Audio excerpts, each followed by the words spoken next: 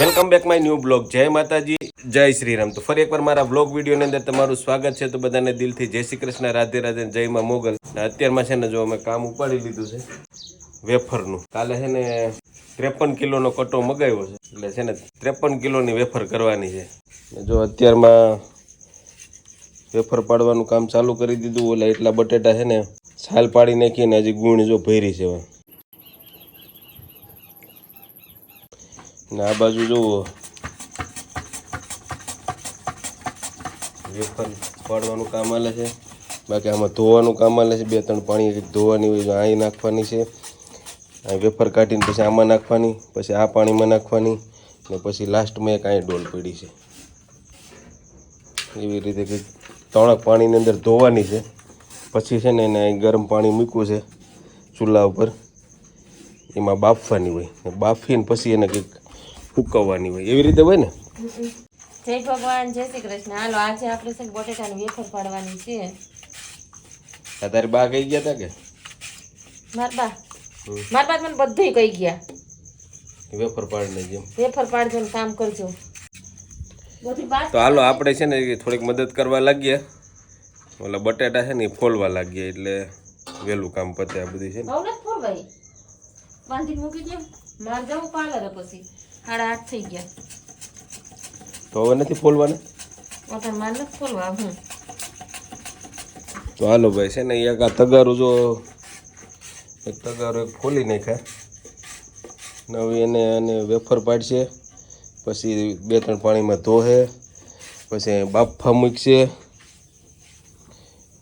આ ટોપની અંદર. પછી છે ને એને હુકવવાની જ મોટી ભીંજણ હોય ને, હુકવવી ને એ જ બહુ મોટી ભીંજણ હોય. કા ખાટલામાં હુકવવી પડે ને. એ તો નીચે મૂકવાય એવું નથી, પણ આપણે ખાટલામાં મૂકવાય ઓસરીમાં. તડકે નથી મૂકવી. તડકે મૂકવી ને તો નો હારી, કાળી પડી જાય. સાયો મૂકવીએ ને એટલે અસલ પીળી થાય. આમાં કંઈ નાખવું નથી, ખાલી એક નિમક જ નાખવું. ફટકડી નહીં, લીંબુ નહીં, કંઈ નહીં. ઘણા તો લીંબુ નાખે, ફટકડી નાખે, પણ આપણે એવું કંઈ નાખવાનું નથી.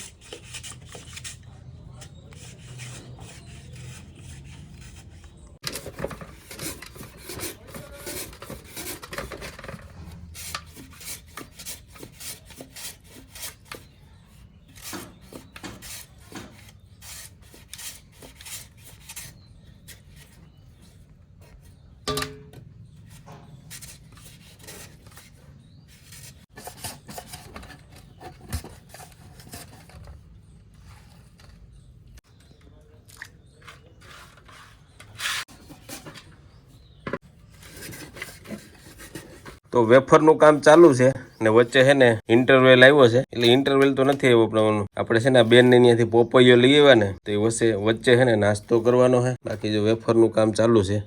જો વાં સામે બફાવાનું કામ ચાલુ છે. અહીં 2-3 પાણીમાં ધોવાનું કામ ચાલુ છે. વેફર પાડવાનું કામ ચાલુ છે. ફોલેલા બટેટા પડ્યા છે. અને હવે છે ને આપણે પોપિયો સુધારવો છે ને નાસ્તો કરવો છે. આજ કંઈ સવારમાં કંઈ નાસ્તો નથી કર્યો. તને તાર બા કહી ગયા કે પોપિયો ખાવાનું? મને તો ખાવાનું તો બહુ કહી ગયા કે ખાવામાં તમારે પાછી ન પડતી. ચાલો ભાઈ છે ને આપણે છે ને પોપિયો સુધારી નાખીએ. આ છે ને આપણે બહુ પ્રિય છે. તમને પ્રિય છે ને એમ ઓલું જો પાછળ બેઠું આને. હા, એને તો પોપિયો બહુ ભાવે. સીનો પોપિયો ખાવો? ખાવો પોપિયો? દેજો જી આગળ એક સીર. તો હાલો આપણે છે ને પેલા પોપિયો સુધારી નાખીએ ને પછી છે ને નાસ્તો કરી લે. આજે સવારમાં કંઈ આપણે નાસ્તો કર્યો નથી, કારણ કે આ પોપિયો ખાવાનો હતો ને. એટલે આ પોપિયાનો ફાયદો શું છે ખબર? પોપિયો ખાવું ને એટલે આપણું પેટ છે ને એકદમ સાફ થઈ જાય. ફાક્યું ના તેને પેટ સાફ કરવા માટે ના ખાવી પડે, ત્યાંનો ફાયદો છે. ને આ વસ્તુ ઓર્ગોનિક આખી, આમાં કોઈ દવા કે કંઈ ના હોય. બનાવીને વાડીએથી આવ્યો છે, જીજાજીની વાડીએથી. આનું છે ને બી રાખી લેવો. રાખવું છે? હા. પછી કે ખરખી જગ્યાએ વાવજો. પછી હા, એ ચોમાહામાં પાણી ના ભરે ને એવી જગ્યાએ વાવવો છે. તો હાલો હવે બહુ વાતું નથી કરવી ને આને પહેલાં છે ને સુધારી નાખીએ. ના કેવડો છે જુઓ તમે, આ કાથરોટ છે. આ કાથરોટમાં એની સાઇઝ જુઓ તમે. ને આમાં લેવા જાઓ ને તમે તો 100 રૂપિયા તો લેતા છે દુકાનવાળા, 100-150 રૂપિયા. તો મસ્ત પોપીઓ સુધારાઈ ગયો છે. બાકી વેફરનું કામ ચાલુ છે ને આપણે છે ને અડધો રાખી દીધો છે, કારણ કે હજી લાલુ છે નહીં, દુકાને ગયો છે ને અમે પોપિયાની સાઇઝ બહુ મોટી છે એટલે ખૂટે કે ન ખૂટે એટલે છે ને આપણે અડધો સુધાર્યો છે. અને અત્યારે ખાવાવાળામાં 2 જણા છીએ. હાલ પહેલાં નાસ્તો કરી લે, પછી તારું વેફરનું કામ ચાલુ કરી દઈએ.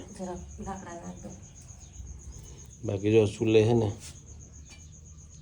આ બધું છે ને દેશી ચૂલા ઉપર બને ને એ કંઈક અલગ જ હોય એનો સ્વાદ. એમ કે આ બધું છે ને ગામડામાં રહેતા હોય ને તો આવા બધા ફાયદા હોય, કારણ કે આમાં ગામડામાં શું હોય ખબર, એકાબીજાને છે ને વેચી દેવાની ઓલી ના હોય વૃત્તિ. એમ ભાઈને નથી થતું તો એને આપણે આપીએ. ગામડામાં છે ને એવી વૃત્તિ હોય ને શહેરમાં શું હોય, બધું તમારે વેચાતું જ લેવાનું હોય. તો હાલો પોપિયો ખાવા. ગામડાના લોકો છે ને બીજાને ખવડાવીને ખાય એવા માણસો હોય, અને શહેરમાં એવું કંઈ ના હોય. જે કંઈ વસ્તુ ખાવી હોય ને તો બધું વેચાતું લઈને જ ખાવાની.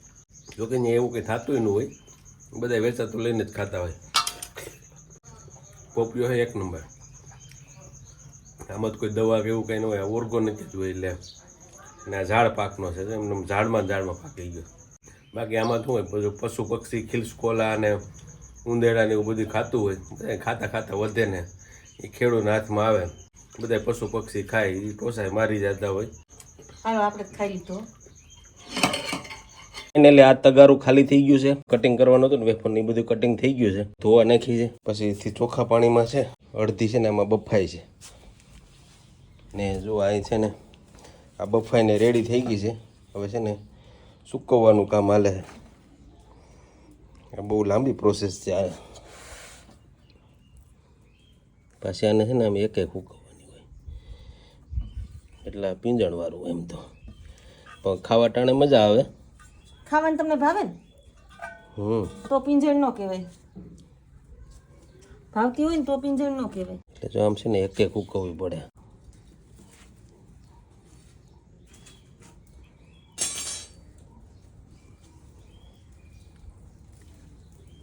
આ તો બેહીને સૂકવે.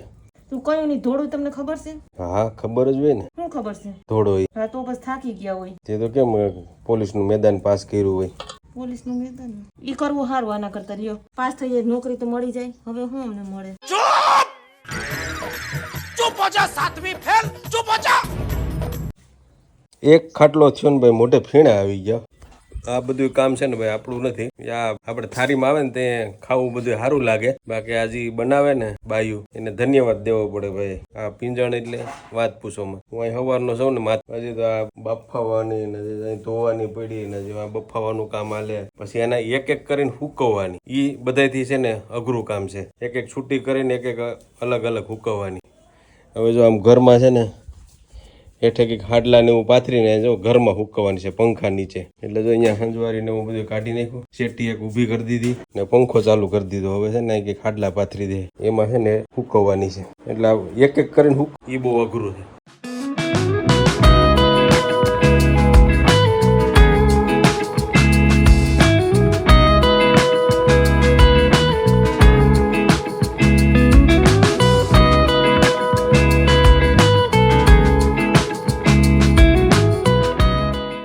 સૂરજ મસ્ત ઉગી ગયો છે.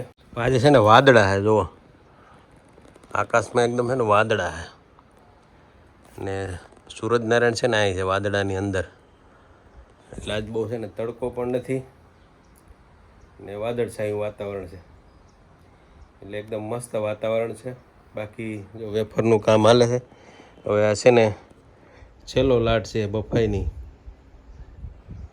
બાકી આ શેટીઓ ને એવું બધું છે ને બહાર કાઢી નાખ્યું છે રૂમમાંથી. આજ છે ને બપોરે હુવાની તકલીફ વાળું થવાનું છે. રૂમમાં છે ને પંખા નીચે છે ને વેફર સૂકવી છે. તો બસ હવે આ છેલ્લો લાટ છે બસ આ બફાઈ જાય ને એટલે હુકવાઈ જાય. આજનું વેફરનું કામ પૂરું. બાકી હજી કટ્ટો ભર્યો છે, 10-15 કિલોની થઈ છે. અને હજી તો આપણી પાસે 53 કિલોનો કટ્ટો હતો. જો અહીં સામે કટ્ટો છે ને, ઢાકેલો પીડ્યો છે. કટ્ટો છે 53 કિલોનો કટ્ટો લીધો છે. એટલે આ છે ને વેફરનું કામ 2-3 દિવસ સુધી સતત હાલવાનું છે. એટલે આપણે શેટીયું ખાટલા ને બધું બહાર કાઢી લેવું. ઘરમાં છે ને ખાલી વેફર જ ઉકવવાની છે પંખા નીચે. એટલે આ વેફર આમ જોઈએ તો ખાવામાં મજા આવે, પણ આમ બનતી હોય ત્યારે તકલીફ પડે, કારણ કે ઘરનાઓની થોડા હજી મદદ કરવા લાગવી પડે. વેફર ઘહી દેવી ને એવું બધું, બટેટા સોલવા લાગવા ને કવા લાગવી ને એવું બધું થોડી હેલ્પ કરવા લાગવી પડે. ખાવા ટાણે મજા આવશે, થોડીક તો તકલીફ પડે. સારું ખાવું હોય તો થોડીક મહેનત તો કરવા લાગવી પડે. ના એકલા હાથે થાય નહીં, આજ મેં જોઈ લીધું. એ તો બાયું હાર્યું કહેવાય, એટલે એને એક છૂટી હુકવવાની હોય. તો બસ આજનો વિડીયો સારો લાગ્યો હોય તો તમારા મિત્રોને શેર કરી દેજો, એક મસ્ત લાઈક કરી દેજો ને જય શ્રી રામની કોમેન્ટ લખી પછી સબસ્ક્રાઇબ કરજો. તો મળશું પાછા બીજા વિડીયોમાં. ત્યાં સુધી આવજો. Ram Ram, bye bye.